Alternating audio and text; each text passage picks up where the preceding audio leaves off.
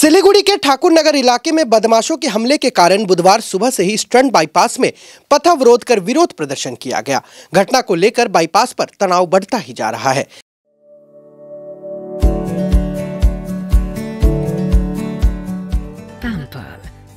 Not just a hospital, but a mother. New life fertility centre আধুনিক চিকিৎসা ও বিশেষজ্ঞদের সহায়তায় আপনার স্বপ্ন পূরণ করতে প্রস্তুত। নতুন জীবনের স্বপ্ন সত্যি করতে আজই যোগাযোগ করুন। নতুন জীবনের সূচনা এখানেই। मंगलवार को ठाकुर नगर में एक परिवार पर हमला करने का आरोप स्थानीय बदमाशों के खिलाफ उठे हैं। आरोप है कि कई दिनों से बाईपास इलाके में कुछ गैंग लोगों से तोलाबाजी, दादागिरी और मारपीट कर रहे हैं। स्थानीय निवासियों ने आज सुबह से ही आरोपियों के खिलाफ सख्त कार्रवाई की मांग और पुलिस पर निष्क्रियता का आरोप लगाते हुए ठाकुर नगर के बाईपास जाम कर विरोध प्रदर्शन में शामिल हुए। हालांकि पुलिस ने स्थिति को नियंत्रण में लिया, लेकिन पुलिस का घेराव कर विरोध प्रदर्शन किया गया।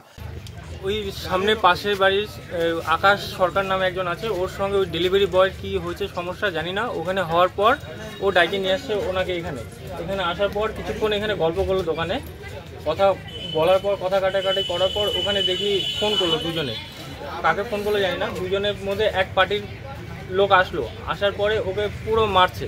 আমি এই দোকানে ছিলাম, এই দোকান থেকে এই পাশে বেরিয়ে এসে এখানে দাঁড়ায় বললাম এইভাবে মারছিস কেন, এই দোকানের সামনে বাড়ির সামনে এগুলো করিস না। এই করাতে ওদের থেকে দুজন আসলো, আসার পরে আমার ভাই পাশে বসেছিল, ওকে মারলো ফার্স্টে, তারপরে আমাকে মারলো। আর মেজো ভাই ভিতরে ছিল, ও আসলো, ওকেও ধরে মারতেছে।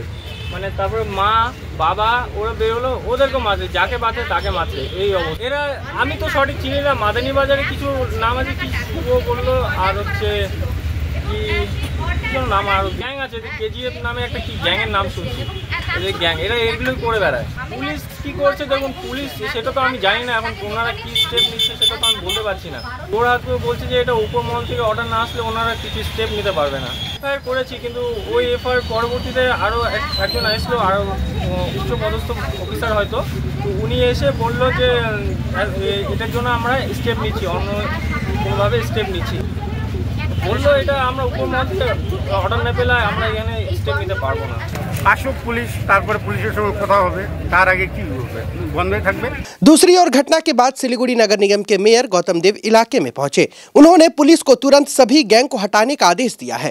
उन्होंने कहा है कि वे इस मामले को लेकर पुलिस कमिश्नर और राज्य पुलिस के डीजी से भी बात करेंगे। পলিটিক্যাল ফেয়ারনেস নিয়ে যদি কাজ করা যায় তাহলে কিন্তু এই গ্যাংগুলো মাথা চাড়া দিতে পারে না। যখন পলিটিক্যাল অ্যাবসেন্স তৈরি হয়ে যায় তখন এই জায়গাগুলো এরা দখল করে, এটা আমার মনে হচ্ছে। সুতরাং আমার সক্রিয়তা বাড়াতে হবে, কারণ আমাদের অফিসটা আমরা আরো ঠিক করে তৈরি করে নিচ্ছি এবং মাসে অ্যাটলিস্ট আমি 4 দিন আসবো। ব্যাপার হচ্ছে যে আপনারা জানেন যে 2021 এর পরে 2025 এইখানে একটা রাজনৈতিক পরিবর্তন হয়েছে। বিজেপির বিধায়িকা এবং অঞ্চল বিজেপি এখানে এর পরেই নানান রকম ব্যবস্থা, আইন শৃঙ্খলা ইত্যাদি পরিস্থিতি সময় খারাপ হচ্ছে। আমরা এখানে জিতিনি, কিন্তু আপনারা জেনে রাখুন, আপনাদের এটা জেনে রাখা ভালো যে কদিন আগে মমতা বন্দ্যোপাধ্যায় এখানে 4 কোটি টাকা দিয়ে ঠাকুরনগরের স্বাস্থ্যকেন্দ্র যে জমিটা মাফিয়ারা নিয়ে নিতে চেয়েছিল সেই জমিটা আমরা উদ্ধার করে স্বাস্থ্যকেন্দ্র করছি। আপনাদের জানা উচিত যে শিলিগুড়ির 33টা ওয়ার্ডে যত টাকা আমরা ব্যয় বরাদ্দ দিয়েছি তার ডবল টাকা উত্তরবঙ্গ উন্নয়ন দপ্তর এবং এসজেডিএ এবং পুরো নগর উন্নয়ন দপ্তর থেকে টাকা দেওয়া হয়েছে। গ্রামীণ উন্নয়নের ক্ষেত্রেও প্রচুর টাকা ডাবগ্রাম ফুলবাড়িকে দেওয়া হচ্ছে, আমরা না জেতা সত্ত্বেও। কিন্তু এইখানে এইভাবে দুষ্কৃতির তাণ্ডব যেটা হয়েছে, কালকে আমাকে মনীষা বলেছে, সাথে সাথে আমি অ্যাকশন নিয়েছি। সিপি সাহেব এবং আইসিকে সাহেবের সাথে বলেছি, 6 ঘন্টার মধ্যে লাটাগুড়ি থেকে তারা ধরা পড়েছে, তাদের আইন অনুযায়ী ব্যবস্থা হবে। এবং আমি এরপরও একটা ফলো আপ মিটিং আইসি এবং কমিশনার পুলিশের সাথে বসবো, যাতে সমূলে এদের বিনাশ করা যায়।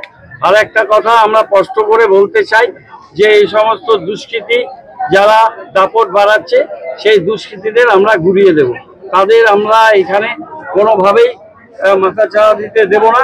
এই শান্তিপ্রিয় জায়গা সিপিএম আমলে অশান্ত ছিল, আবার বিজেপির এখানে সেই অশান্তির যে বাতাবরণ তৈরি করতে চাচ্ছে সেই বাতাবরণকে রুখে দেওয়া হবে। আমি শুনুন, আমি অনেকদিন এখানে কম আসছিলাম, কিন্তু এখানে আসা বাড়াবো এবং এই জায়গার প্রতি দায়বদ্ধতা আছে। জায়গাগুলো আমরা তৈরি করেছি, পরিস্থিতি তৈরি করেছি, সেই পরিস্থিতি নষ্ট হতে দেওয়া যাবে না। এইগুলো কোনো গ্যাং ছিল না, কেজিএফ গ্যাং। আপনারা জানেন যে রামকৃষ্ণ মিশনে আমি মাননীয় মুখ্যমন্ত্রী বলে ব্যবস্থা নিয়ে সেটাকে আটকেছি। এই সমস্ত গ্যাংকে ঘুরিয়ে দেওয়া হবে। পুলিশের যেটা ভূমিকা, আমি সিপির সাথে কথা বলবো, আইসির সাথে কথা বলবো, দরকার হলে ডিজিপির সাথে কথা। দেখুন, এরা বলতে পারে, এটা তো আমি না জেনে বলতে পারবো না। পুলিশের মধ্যে কোনো অভিযোগ থাকলে সেটা ঊর্ধ্বতন কর্তৃপক্ষের সাথে আলোচনা করে আমরা সেটা ব্যবস্থা নেব। এটা যেটা দেবীডাঙ্গায় হয়েছে, যে ছেলেরা চাকু নিয়ে পরে গুলি চালিয়েছে, সেটাও আমি ইন্টারফেয়ার করে বিধি সরকার এবং সিপিকে এটা বলি। আর যেটা মাটিগাড়ার ঘটনা সম্বন্ধে আমার নিজস্ব একটা অবজারভেশন আছে, সেই অবজারভেশন আমি এখানে বলবো না, সেটা আমি মুখ্যমন্ত্রীকে আমি একটা ছোট আমার কনফিডেন্সিয়াল রিপোর্ট আমি দেবো। আমি অন্তর্তদন্ত করেছি, মুখ্যমন্ত্রী আমাকে দায়িত্ব দিয়েছিলেন, তার রিপোর্ট আমি ওনাকে পাঠাবো। ডাকগ্রাম ফুলবাড়িতে দিতে হবে, আমি দিতে চাচ্ছিলাম না, কিন্তু যা দেখছি ডাকগ্রাম ফুলবাড়িতে সক্রিয়তা বাড়াতে। এটা খুবই অসামাজিক কাজ। অ্যাকচুয়ালি এই একটা সুন্দর একটা পরিবেশে এখানে দুষ্কৃতীরা এসে হামলা চালিয়ে একটা নিরীহ পরিবারের উপরে হামলা চালিয়ে চলে গেল, এটা আমরা মানব না। যাই হোক, আমি কালকে আমাদের প্রাক্তন বিধায়ক তথা মন্ত্রী যে আমাদের ডাকগ্রাম ফুলবাড়ির এবং বর্তমানে শিলিগুড়ি মেয়র গৌতম দেব বাবুকে জানাই এবং উনি সিপি এবং আইসিকে জানান। তারপরে দুটো ভ্যান সন্ধ্যার দিকে পাঠিয়ে দিয়েছেন। এই রাতে সকালের মধ্যে 6 জনকে অ্যারেস্ট করেছে। এই গ্রুপটা বারবার করেছে, আমরা এটা মানবো না, যাতে সবাইকে অ্যারেস্ট করে ওদের দৃষ্টান্তমূলক শাস্তি দেওয়া হলো। তো কাজ করছে প্রশাসন, 6 জনকে 12 ঘন্টার মধ্যে 6 জনকে অ্যারেস্ট করছে। আর আরও বলছে আরও 15 জনের মতন আছে, ওদেরকেও একদম এটা উচ্ছেদ করতে হবে। আমি জনগণের পাশে আছি।